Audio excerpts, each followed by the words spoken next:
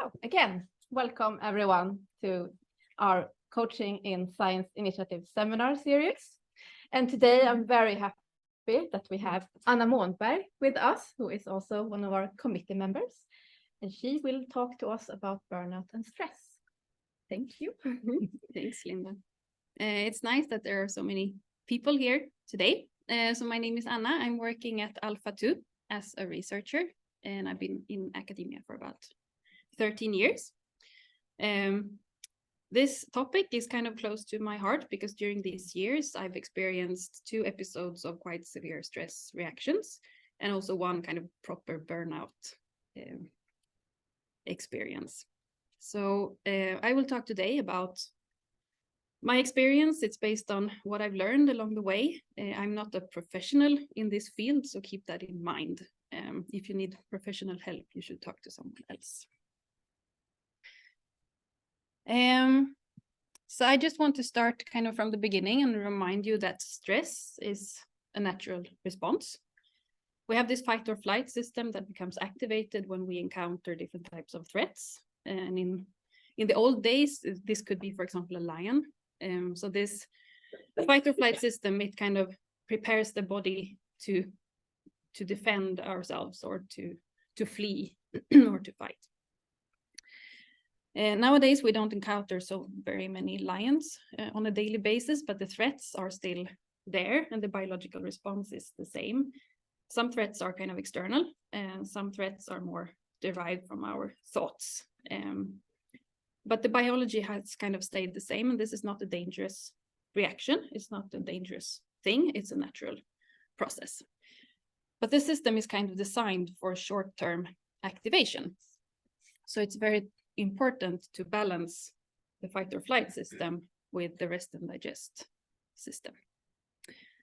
So this rest and digest system, it becomes activated when we feel secure and safe, and then the body relaxes and we can kind of, the body picks up these very important processes like the digestive system becomes active, our muscles relax and so on. So we need to have a balance between these two. And this graph is kind of showing this ideal scenario where we have these systems kind of compensating each other. So there are really no negative effects of stress as such. But what becomes negative is if this fight or flight system is activated for a long time. And this is, as I said, is kind of an ideal scenario. So you have these stress episodes that are counteracted by the resting state. It's not dangerous to pass your stress threshold sometimes, as long as you kind of give yourself space to recover. I've struggled with this balance my whole life, and I think I've been living something like this.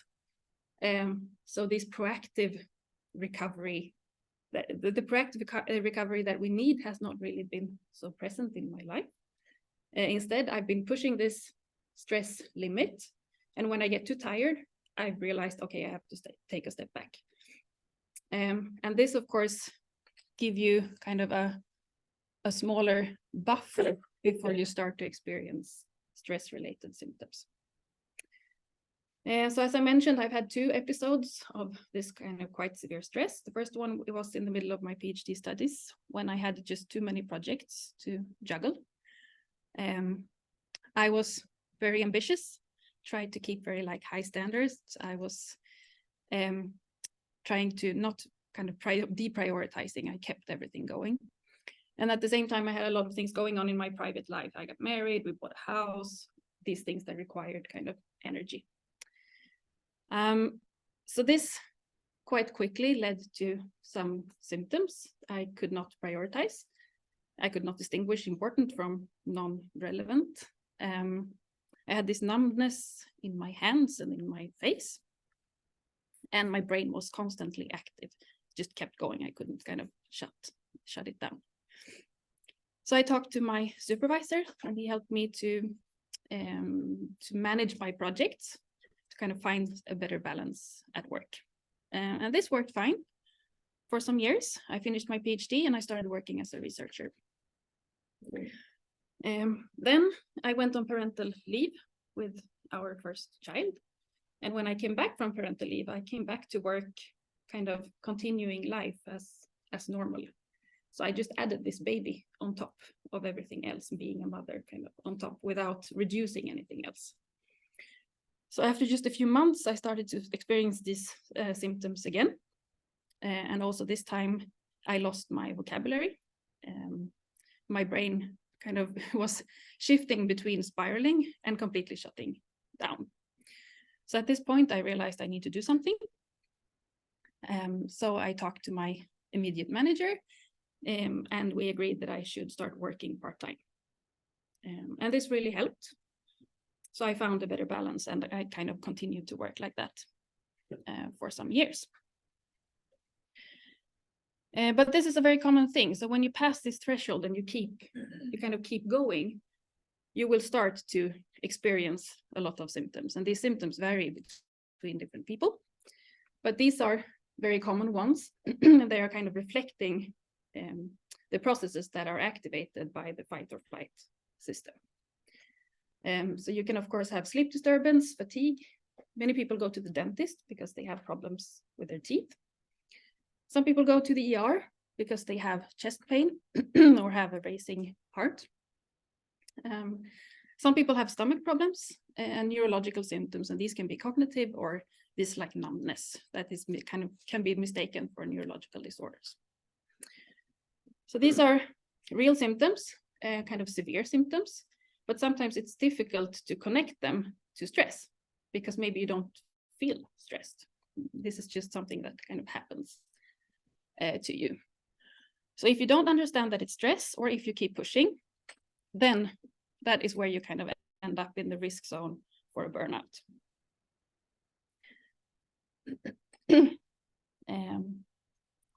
And nowadays people talk a lot about burnout, but it's by no means a new phenomenon. So this is a guy that at the end of the 19th century, he described these symptoms, and these people experience what he called nervous exhaustion. And this was at a time when electricity became more widespread in the communities. So instead of being limited by daylight, people could work and be active both day and night. And this induced a lot of stress in many people. And the reaction was this burnout-like state. And it fits actually very well with our current description and understanding. And more clinically, burnout is referred to as exhaustion disorder, at least in Sweden. And as far as I'm aware, Sweden is actually the only country that has a specific diagnosis for burnout. In other countries, it's a mix of other types of diagnostics criteria and workup, but we have a specific diagnosis. And I just thought I should go through these criteria, or the kind of the description of what is regarded clinically as a burnout, because we talk about it many times in kind of just common language, or people say I have a burnout. What the kind of the medical doctors mean by burnout is this. So it's first physical and psychological exhaustion during at least 2 weeks due to identifiable stress factors present during at least 6 months. So this means that it's something that goes on for a long time, and you experience these symptoms for a long time. Second part is that symptoms should be dominated by significant lack of psychological energy and increased recovery time after mental activity. So it doesn't help to sleep a few extra hours or rest over the weekend. This is something that requires a longer time for recovery. And at least 4 of the following symptoms should have been present basically every day during the 2-week period. So first we have some cognitive symptoms: difficulty to focus or memory loss, reduced ability to handle demands and time pressure. We have the emotional component with lability or irritability. And there are also these physical factors with fatigue, exhaustion, pain, chest pain, stomach problems, dizziness, hypersensitivity to different type of sensations or stimulant. And also, of course, sleep disturbances. And these symptoms, they should cause clear suffering and kind of reduce your normal function in everyday life. And they should not be caused by drugs, medication, or other illnesses. So it's kind of a long description, but I think it tells us quite well what is kind of regarded as a burnout or exhaustion disorder. So this was implemented 2010 in Sweden. And this is some statistics from Försäkringskassan about the number of sick leaves because of exhaustion disorder. And you can see that it has kind of increased over the years. The yellowish line, it's the number of women, and the purple one is the number of men. So you can see that about 80% of sick leaves due to burnout is represented by women. So there are different risk factors that have been identified. Female sex is kind of one of the major ones. Of course, a lot is related to working conditions, the workload, or lack of leadership, or lack of time and resources, and so on. In many countries, it's regarded as kind of occupational burnout. That's how it is defined. There are other external factors, so conflicts, bullying, social factors like economical difficulties, abuse, and then also more internal factors like insufficient rest and recovery habits, high pressure, which can also be, of course, external, previous burnout or other mental or other illnesses, personality traits including perfectionism and physical inactivity. And a lot of these, of course, makes sense when you think about it. And when I saw this list and I was reflecting a bit about myself and my situation, I can recognize many of them. And for me, it has been especially the internal factors that have been kind of important, not so much external. But I'm a very kind of engaged person. I think a lot of things are fun. I want to do a lot of things. So I kind of put myself in situations with high workload a lot. And I think a lot of academic people behave like that. I've had no habit, or at least regular habit of rest and recovery. Quite high internal pressure, and I have a lot of these personality traits, including perfectionism. So this puts me kind of at risk for developing a burnout. I'm more susceptible maybe than other people experiencing similar things as me. And the full burnout was also what I kind of ended up in. But what I've realized kind of along or during my process and talking to other people going through this thing is that it can be triggered by different things. There can be different causes, but the process of the burnout is very similar, no matter why you kind of ended up in this situation. So you can divide the burnout into these different phases.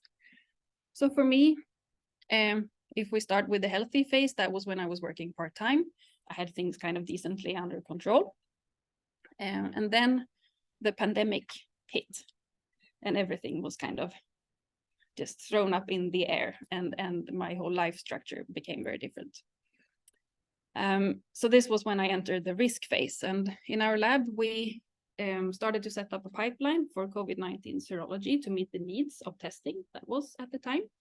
And I was coordinating this internally and externally from home. So going from working part-time into working full-time, or maybe, I don't know, 150% or so, I lost completely kind of the structure of my working life, and my private life and everything was just a mess. The funny thing is, or funny, but interesting thing is that this risk phase is sometimes referred to the honeymoon phase because you kind of feel good. And so I was active, my brain was really productive, I was super efficient, I was kind of doing a lot of things, and it felt really good. So I was kind of on top of the world. I knew I was tired, but at the same time, it's kind of rewarding to feel that you're really producing something. And that feeling is nice until one day when everything just falls apart. And that's where you kind of go into the acute phase. And this is a phase where you don't function. It can be very different for different people. But for me, I had a complete kind of mental and emotional collapse. I cried liters of tears. I could not focus. I could not process any information.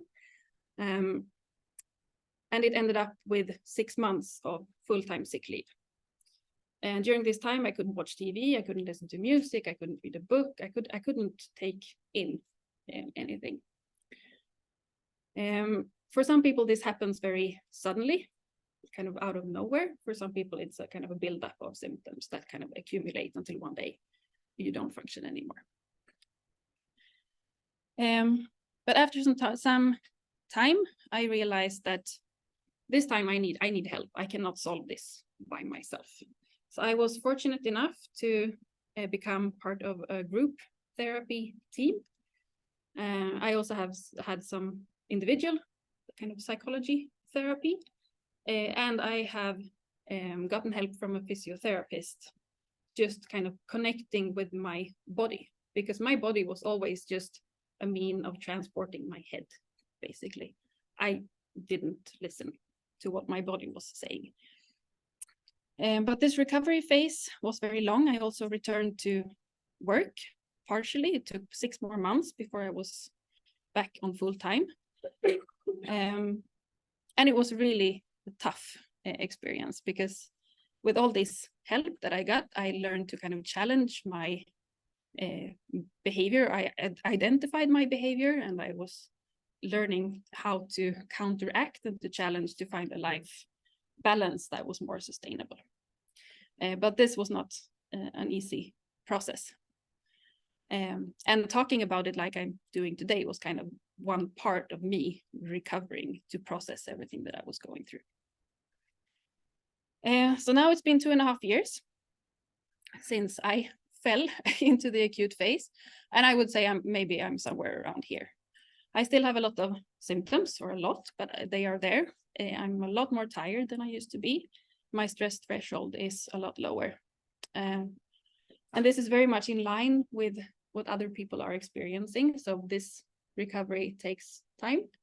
And this is a Swedish study that shows that after 7 years, about half of the people still have kind of severe fatigue. The majority has reduced stress tolerance, and a third is still or again in a burnout situation or exhausted. So this is something you don't fix it over a weekend, or you don't fix it over a year. It takes a long time to recover.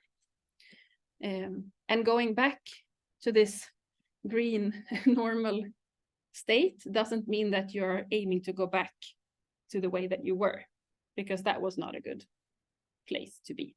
So most people don't want to go back, but you want to find a new way of living with these symptoms and with kind of yourself as you are right now. So unless there are other medical reasons maintaining your burnout, there are kind of 2 key factors that have been identified that are very important for successful recovery. So the first one is to kind of accept your situation, to accept your feelings and your thoughts, and just kind of be in that, process it where you are. The second one is to find your recovery balance, to learn to know yourself. And this has been both these things have been very important for me, and especially the second one, because recovery was not my strong side from the beginning. And it's not so much about, many people talk about work-life balance, but for me, it's been more activity-rest balance, because I was pushing it at work, but I was also pushing it in my private life. It was not only work-related. So when we talk about recovery and balance, we are kind of fed by these 3 components that are super important for having a balanced and happy life. It's food, it's exercise, and it's sleep. And those 3 things are really important. But what I've learned is that sleep is not enough if you need to recover. And this is both if you are living kind of a balanced life, or if you're in a burnout process. So people talk about 7 types of rest that I've listed here.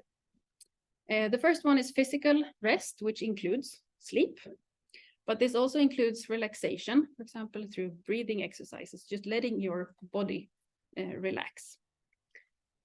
Mental rest, it means that you take a break. If you do like we do every day at work, sometimes you need a break. Your brain just needs to relax. You can use mindfulness or listen to some music. You can actually take breaks.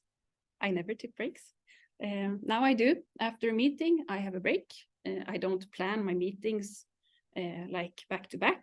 I schedule some breaks in between because I need that to process what I've just heard and said, and also to just regain some energy.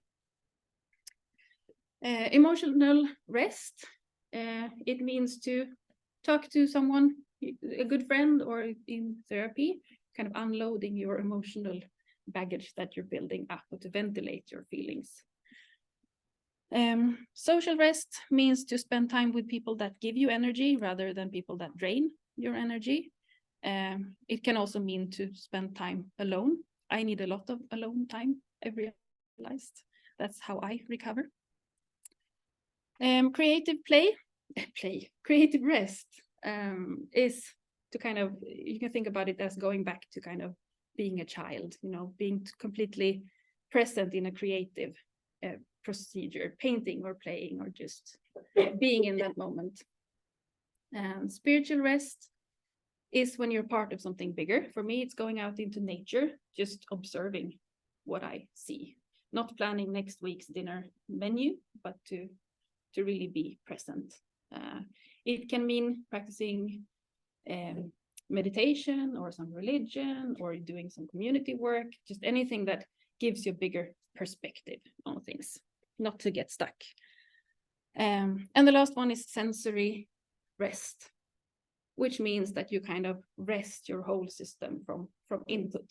So you can turn off your phone, leave your phone, maybe you sit in silence for a while, you close your eyes, just like shut out everything else and just focus on your kind of inner peace. But resting is not trivial, because these days there are so many things that trigger us. We have a fear of missing out. There are so many things we can do that we want to do. So this might sound kind of very easy and logical, but it's not so easy to actually implement.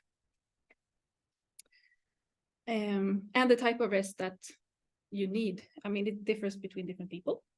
It differs depending on what activity you've been doing. So different types of activities deplete different types of energy, if you want. Yes, but this has been very helpful for me to kind of understand what I actually need to implement in my life. So that kind of concludes the things that I was planning to present. So I think I will end just with this. We have some questions here that you can use to think about how to kind of becoming aware of where you are and how you are experiencing things, how you handle stress and how you relate to it, and what you can change or need to change. But I think with that, we will Yes, I will conclude. Stop recording and